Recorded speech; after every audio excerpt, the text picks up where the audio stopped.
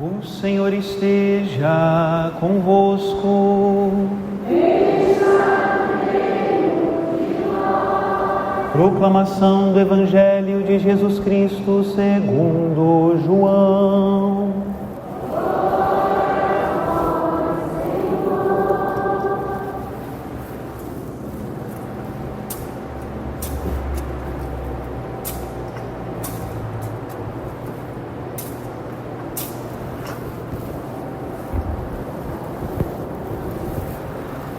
Naquele tempo, ao passar, Jesus viu um homem cego de nascença. Cuspiu no chão, fez lama com a saliva e colocou-a sobre os olhos do cego. E disse-lhe: vai lavar-te na piscina de Siloé, que quer dizer enviado. O cego foi, lavou-se e voltou enxergando. Os vizinhos e os que costumavam ver o cego, pois ele era mendigo, diziam: não é aquele que ficava pedindo esmolas? Uns diziam: sim, é ele. Outros afirmavam: não é ele, mas alguém parecido com ele. Ele, porém, dizia: sou eu mesmo. Levaram então aos fariseus o homem que tinha sido cego. Ora, era sábado, o dia em que Jesus tinha feito lama e aberto os olhos ao cego. Novamente então lhe perguntaram os fariseus como tinham recuperado a vista. Respondeu-lhes: colocou lama sobre meus olhos, fui lavar-me e agora vejo. Disseram então alguns dos fariseus: esse homem não vem de Deus, pois não guarda o sábado. Mas outros diziam: como pode um pecador fazer tais sinais? E havia divergência entre eles. Perguntaram outra vez ao cego: e tu, que dizes daquele que te abriu os olhos? Respondeu: é um profeta. Os fariseus disseram-lhe: tu nasceste todo em pecado e estás nos ensinando? E expulsaram-no da comunidade. Jesus soube que o tinham expulsado. Encontrando-o, perguntou-lhe: acreditas no Filho do Homem? Respondeu ele: quem é, Senhor, para que eu creia nele? Jesus disse: ora, tu o estás vendo, é aquele que está falando contigo. Exclamou ele: eu creio, Senhor, e prostrou-se diante de Jesus. Então Jesus disse: eu vim a este mundo para exercer um julgamento, a fim de que os que não veem vejam, e os que veem se tornem cegos. Alguns fariseus que estavam com ele ouviram isto e lhe disseram: porventura também nós somos cegos? Respondeu-lhe Jesus: se fosseis cegos, não teríeis culpa, mas como dizeis, nós vemos, o vosso pecado permanece. Palavra da salvação.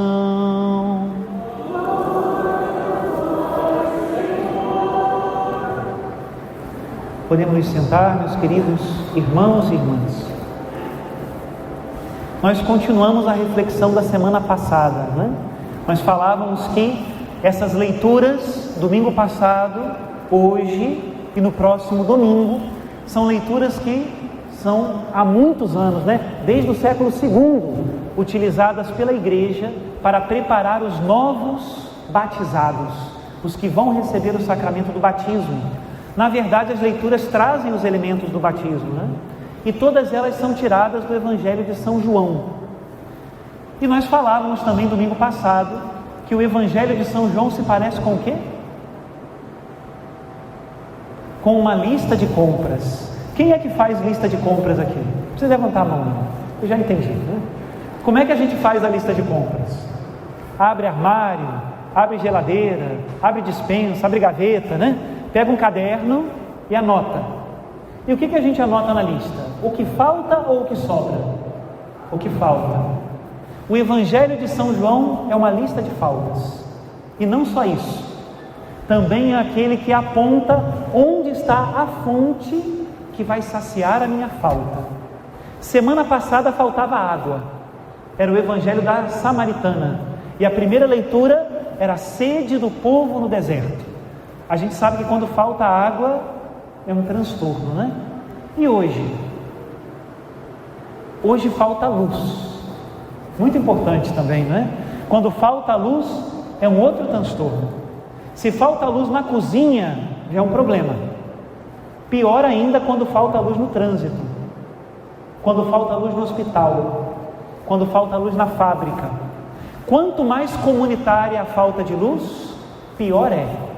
E na Sagrada Escritura, a luz é sinal da fé, símbolo da fé. Quando falta fé em uma pessoa, é um problema, né? Agora, quando falta fé numa família, quando falta fé numa comunidade, aí sem dúvida o problema é maior. Mas aonde está o problema? O problema, será que está na usina? Será que é para ligar para a Enel, né? Por favor, né? Mais uma vez falta luz em Cantagalo, não é possível, né? Não é para ligar para a Enel.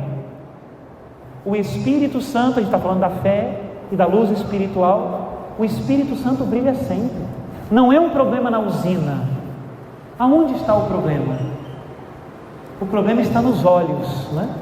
Por isso hoje o Evangelho é o Evangelho de Jesus que cura o cego de nascença. Esse é o tema. Falta luz, não por causa da usina que a produz, porque o Espírito Santo é muito eficiente. Falta luz por causa dos nossos olhos. Nós é que somos cegos.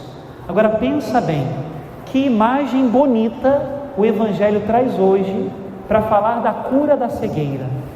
Eu não sei se tem alguém aqui que seja artista plástico, né? Que faz restauração de imagens ou alguma coisa assim, né? Quem não é como eu, que não sou, de qualquer maneira a gente fica fascinado quando a gente vê a arte das pessoas que sabem fazer uma bonita restauração, né? E quem já fez alguma imagem sagrada sabe que o lugar mais complicado, mais delicado para se fazer a imagem qual é? Tem até um ditado que diz, né? É olho de santo, porque os olhos numa imagem tem que ser muito bem feitos. Pensou, a gente vê uma imagem assim com os olhos meio tortos assim, não fica bonito, né? E Jesus usa essa imagem hoje.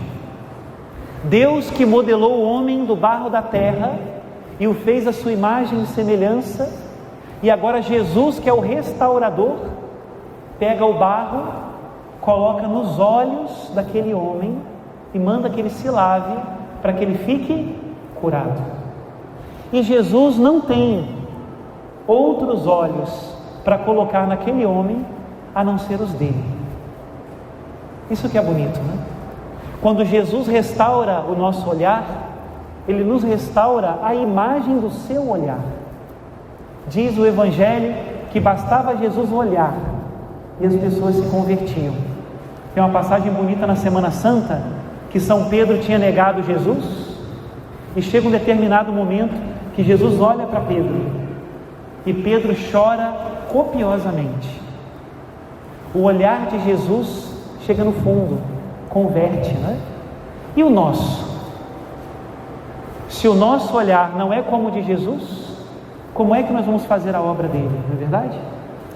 Muito bem, então o assunto não é ligar para Enel, o assunto é ir ao médico, que vai curar os meus olhos. Quem é o médico? Diz o salmo de hoje: o Senhor é o pastor que me conduz, não me falta coisa alguma. Ele me guia no caminho mais seguro, pela honra do seu nome. Mesmo que eu passe pelo vale tenebroso, nenhum mal eu temerei. Ele é o médico. Então você e eu também podemos agora perguntar a Jesus, né? Olha para o Jesus, né? Olha para o sacrário e perguntemos a Jesus com sinceridade: Senhor, podem repetir comigo? Senhor, o que é que eu não vejo? E a resposta é pessoal.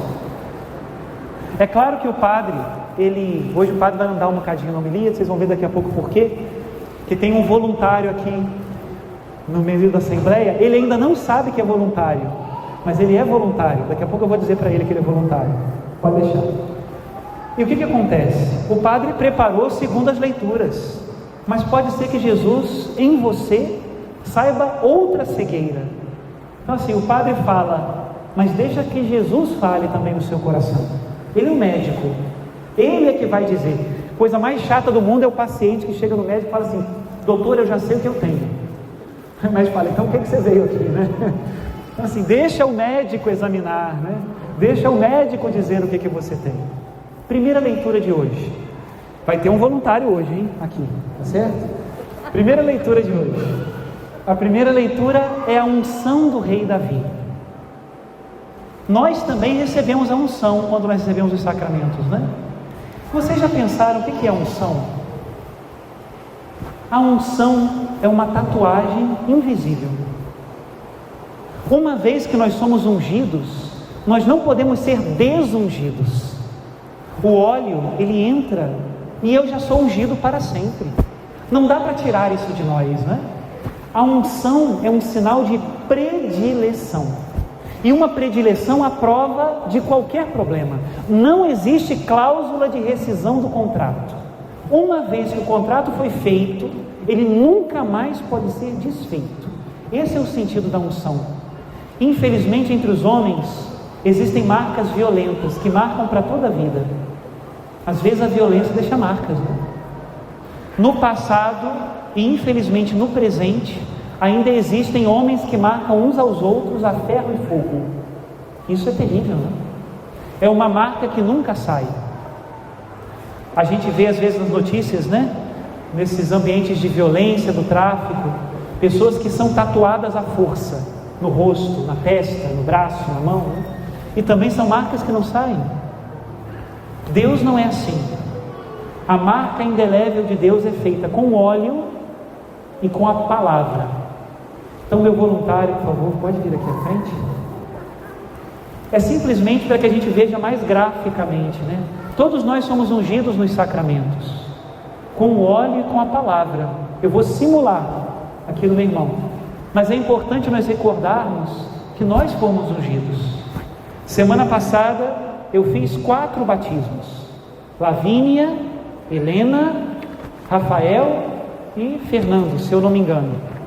Se eu não errei, acho que é isso. Rezei por todos eles, hein? E aí eu fiz a primeira unção da vida dessas crianças. Elas já foram ungidas desde quando foram concebidas. Já tinham ali a marca do papai e da mamãe, marca da imagem e semelhança de Deus. A unção sacramental só reforça e recorda isso. A primeira unção é a unção do peito, que diz: que o Cristo Salvador te dê a sua força, que ela penetre em tua vida com este óleo em teu peito. Amém. Uma vez ungido, para sempre ungido. Depois, na crisma, recebe o Espírito Santo, dom de Deus. Todos dizem amém. Que a paz esteja contigo e contigo também. Não, vamos ensaiar direito. Recebe o Espírito Santo, dom de Deus.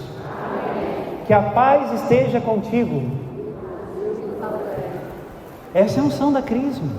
Uma vez, vocês lembraram do tapa, né? Uma vez ungido, para sempre ungido.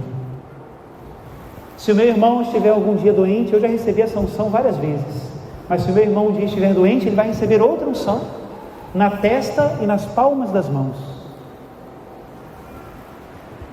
Por esta santa unção e pela sua infinita misericórdia, o Senhor Deus vem em teu auxílio pela graça do Espírito Santo. Para que, livre dos teus pecados, Ele te salve, e em sua bondade alivie os teus sofrimentos. A unção no momento da fragilidade. Nosso Deus não é amigo só dos vencedores, Ele é amigo de todos. No momento em que nós mais estamos frágeis, ali está o Senhor ao nosso lado. Esse é o sentido da unção. E uma vez ungido, para sempre ungido. Será que alguém vai reclamar? Eu vou ordenar ele padre agora. Tem problema? Não. É só de brincadeira, fique em paz, tá certo? Quando nós padres somos ungidos, nós somos ungidos nas palmas das mãos. Eu fiz agora a unção dos enfermos a ele como leigo. Quando eu faço a unção dos enfermos, ou quando eu recebo, né? Quando eu faço a unção dos enfermos a um padre, eu não unjo a palma das mãos, eu unjo o dorso, porque a palma da mão já está ungida, e não pode ser ungido por cima. Interessante isso, né? Por isso tem o costume de beijar a mão do padre. Por que não beijam o rosto do padre? Beija as mãos, porque foram as mãos que foram ungidas, né? Então vamos lá, com as mãos assim, é brincadeira, hein? Importante, né? Nosso Senhor Jesus Cristo, a quem um Pai ungiu com o Espírito Santo e o revestiu com poder, te guarde para a santificação do povo fiel e para oferecer a Deus o santo sacrifício. Aí o bispo vem e junta as mãozinhas assim do caboclo, pega uma fita, amarra, né? E só a mãe é que vai desamarrar essa fita, ou a pessoa que ele escolher, né? Que vai desamarrar essa fita. Eu só sirvo para isso, gente, para a santificação do povo de Deus e para oferecer o santo sacrifício. Para isso eu fui ungido. Procura o Padre Zé Rui para mais nada não, que ele não serve, só para isso. Gostou de ser ordenado padre? Agora ele vai ser ordenado bispo. O bispo é a última unção possível, né? E o bispo é ungido no topo da cabeça, assim como o sacerdote Arão. O óleo que vem da cabeça escorre até a orla do manto, né? Então tem uns arcebispos que são generosos, derramam um vidro. Que pena, né? Que é só de brincadeira, né? Um vidro de óleo na cabeça, né? E quando unge, diz: Deus que te fez participante do sumo sacerdócio de Cristo, derrame sobre ti o bálsamo da unção espiritual e te faça abundar em frutos de bênção. Amém. Muito obrigado, tá bom? Fez muito bem o seu papel de voluntário. Obrigado. E é isso, né? Qual é a primeira cegueira? A primeira cegueira é quando nós esquecemos que nós somos ungidos, escolhidos, amados por Deus. Diz a primeira leitura de hoje: não olhes para a sua aparência, nem para a sua grande estatura. Não julgo segundo os critérios do homem. O homem vê as aparências, mas o Senhor olha o coração. E quando nós nos esquecemos da nossa unção, a gente se vende barato. Outro dia alguém me perguntava: padre, qual o fundamento da virtude da castidade? É a unção, é o amor de Deus, é essa tatuagem indelével daquele que nos ama. Por que eu me vendo barato? Por que eu me desprezo tanto? Por que eu me coloco nas redes sociais de um modo indigno de um cristão?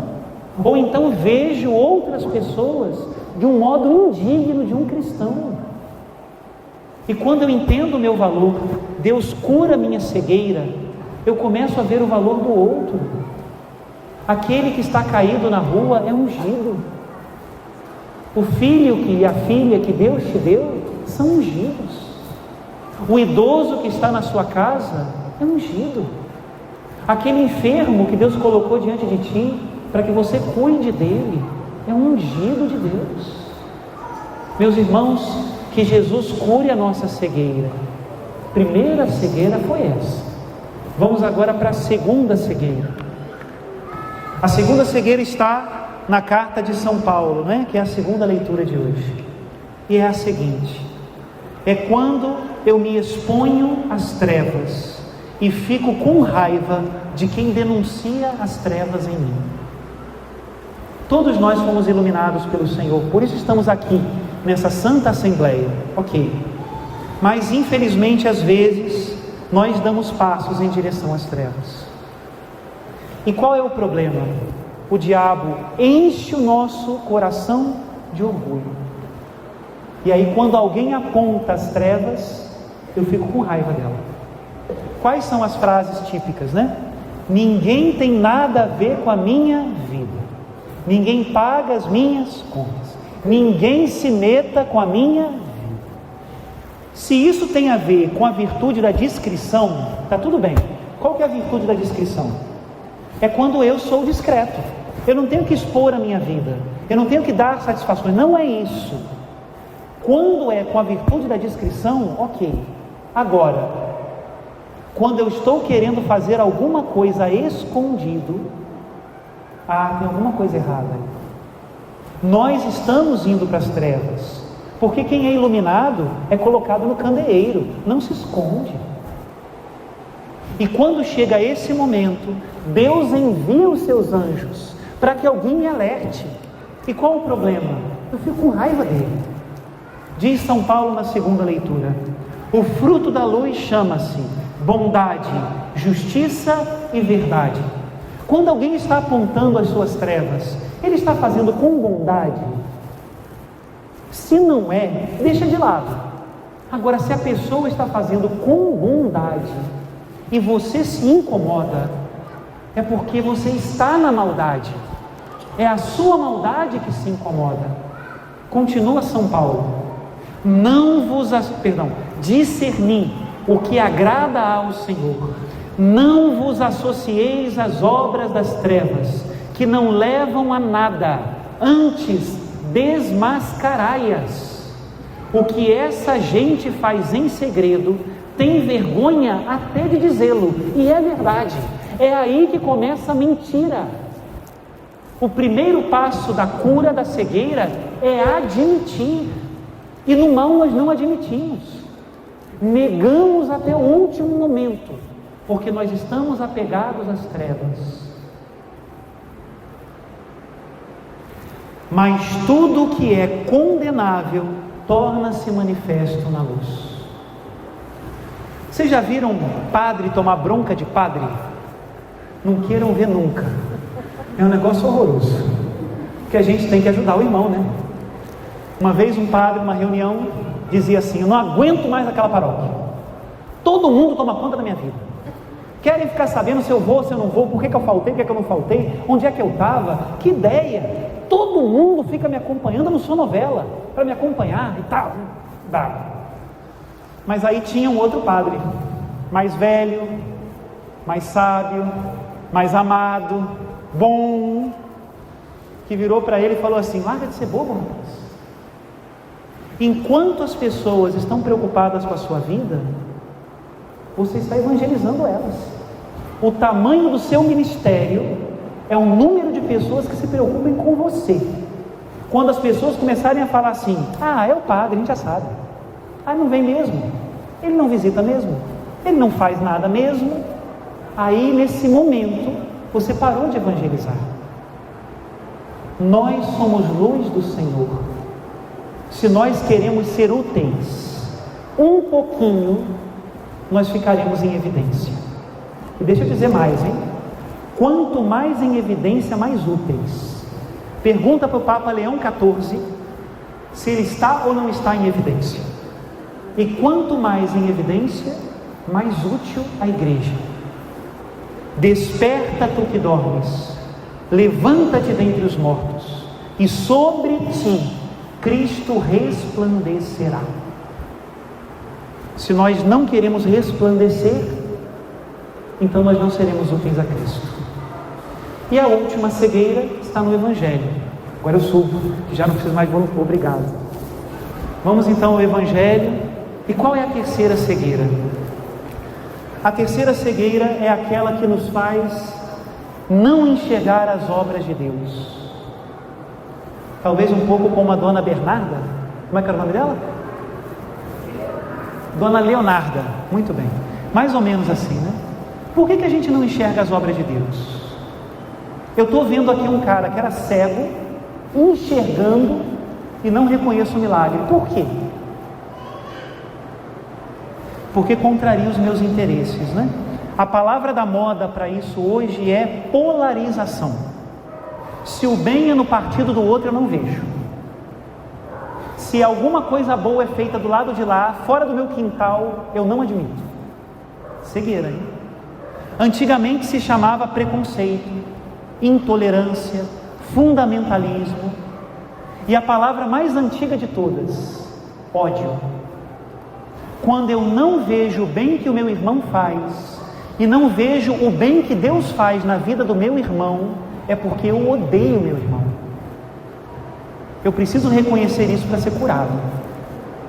Meus irmãos e irmãs, por que eu só reconheço o milagre no meu quintal e não no quintal do vizinho? Assim aconteceu com os fariseus. E Jesus termina o Evangelho com essa sentença: eu vim a este mundo para exercer um julgamento, a fim de que os que não veem vejam, e os que veem se tornem cegos. Alguns fariseus que estavam com ele ouviram isso e lhe disseram: porventura também nós somos cegos? Respondeu-lhe Jesus: se fosseis cegos, não teríeis culpa, mas como dizeis, nós vemos, o vosso pecado permanece. Que o Senhor unja os nossos olhos com o barro do seu Espírito Santo, para que nós tenhamos olhos como os dele, capazes de enxergar o nosso próprio valor, a nossa missão, capazes de enxergar as trevas que nos envolvem e das quais nós temos que fugir, e capaz de enxergar as obras de Deus, onde quer que elas estejam. Louvado seja nosso Senhor Jesus Cristo.